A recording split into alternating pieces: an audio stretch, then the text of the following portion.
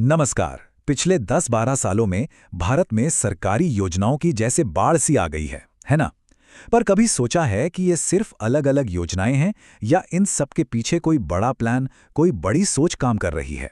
चलिए, आज इसी सफर को समझते हैं जिसने देश के गवर्नेंस और हम जैसे आम लोगों की जिंदगी को एक नया आकार दिया है। तो चलिए एक नंबर से शुरू करते हैं। 90 से भी ज्यादा। जी हाँ, 90 से ज्यादा। ये सिर्फ एक आंकड़ा नहीं है। ये दिखाता है कि पिछले एक दशक में कितने बड़े लेवल पर काम हुआ है, कितनी सारी स्कीम्स लॉन्च हुई हैं। और हमारी पड़ताल यहीं से शुरू होती है कि भाई आखिर इन इतनी सारी योजनाओं का मकसद क्या है। और देखिए, जब इतनी सारी योजनाएं सामने आती हैं तो दिमाग में एक सवाल आना तो लाजमी है। क्या ये बस एक के बाद एक योजनाओं की एक लंबी लिस्ट है, या फिर इन सब के पीछे कोई बड़ी सोची समझी नेशनल स्ट्रैटेजी है? आज हम मिलकर इसी सवाल का जवाब ढूंढने की कोशिश करेंगे। तो इस पूरी बड़ी पिक्चर को आसानी से समझने के लिए हमने इन सारी योजनाओं को 5 मेन पिलर्स या कह लीजिए हिस्सों में बांटा है। सबसे पहले बात करेंगे आर्थिक सशक्तिकरण की नींव की। फिर देखेंगे हर नागरिक के लिए सामाजिक सुरक्षा कैसे सुनिश्चित की गई। इसके बाद एक नए भारत का निर्माण, फिर कृषि और पर्यावरण का भविष्य, और आखिर में देखेंगे कि संकट के समय में कैसे कदम उठाए गए। तो चलिए शुरू करते हैं हमारे पहले पिलर से, आर्थिक सशक्तिकरण की नींव।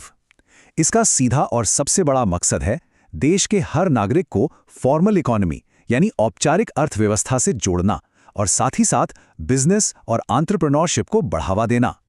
और इस पूरे सिस्टम की नींव रखी गई 2015 में, जिसे हम जानते हैं जैम ट्रिनिटी के नाम से। ये कोई एक स्कीम नहीं थी, बल्कि एक क्रांतिकारी आइडिया था। जे मतलब जनधन, जिससे करोड़ों लोगों के बैंक खाते खुले। ए मतलब आधार, जिससे हर किसी को एक डिजिटल पहचान मिली। और एम मतलब मोबाइल बैंकिंग, जिसने बैंक को हर किसी की जेब तक पहुंचा दिया।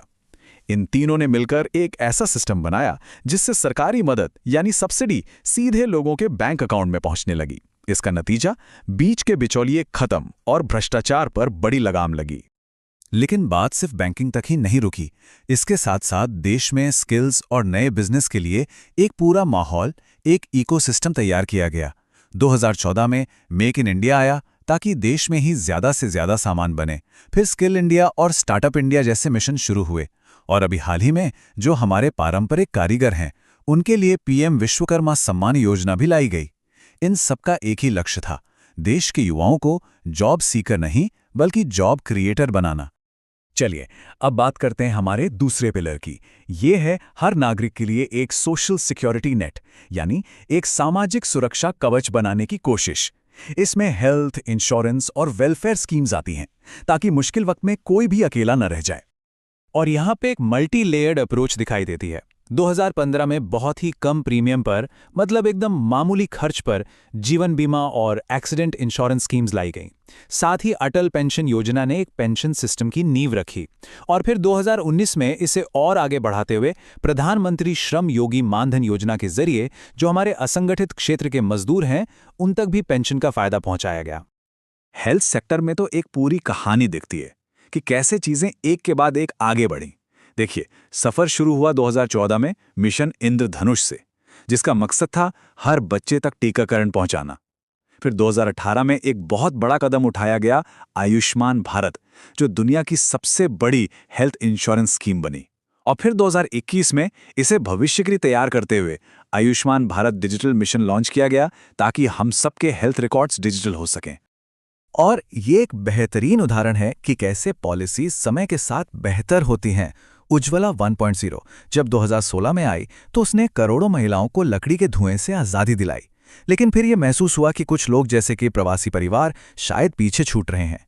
तो इसी कमी को पूरा करने के लिए उज्ज्वला 2.0 लाया गया, जिसमें प्रोसेस को और आसान बनाया गया और इन छूटे हुए परिवारों को भी शामिल किया गया। अब बारी है हमारे तीसरे पिलर की, एक नए भारत का निर्माण। यहाँ फोकस है बड़े पैमाने पर इंफ्रास्ट्रक्चर और सर्विसेज को मॉडर्न बनाने पर, चाहे वो शहर हो या गांव। ये वो योजनाएं हैं जिन्होंने सीधे सीधे हमारी जिंदगी की क्वालिटी को बदला है। स्वच्छ भारत मिशन ने तो साफ सफाई को एक राष्ट्रीय आंदोलन ही बना दिया। पीएम आवास योजना ने लाखों करोड़ों लोगों के अपने घर का सपना सच किया। और जल जीवन मिशन का लक्ष्य तो आप जानते ही हैं, हर गांव के हर घर तक नल से साफ पानी पहुंचाना। और ये इंफ्रास्ट्रक्चर का विकास सिर्फ शहरों और गांवों तक ही सीमित नहीं है। बड़े लेवल पर देखिए तो दो बहुत बड़ी योजनाएं हैं। एक है भारतमाला, जो पूरे देश में हाईवे और सड़कों का एक शानदार जाल बिछा रही है, और दूसरी है सागरमाला, जो हमारे बंदरगाहों को, हमारे पोर्ट्स को मॉडर्न बना रही है। ये दोनों मिलकर देश में सामान की आवाजाही और व्यापार को बहुत आसान बनाने का काम कर रही हैं। हमारा चौथा पिलर कृषि और पर्यावरण के भविष्य को समर्पित है, और ये बहुत ही जरूरी क्षेत्र है, क्योंकि ये न सिर्फ हमारे पर्यावरण की बात करता है, बल्कि देश की सबसे बड़ी वर्कफोर्स यानी हमारे किसानों के कल्याण की भी बात करता है। किसानों को मदद देने के तरीके में भी एक साफ बदलाव दिखता है। देखिए, 2015 में आई पीएम कृषि सिंचाई योजना, जिसका फोकस था कि हर खेत तक पानी पहुंचे।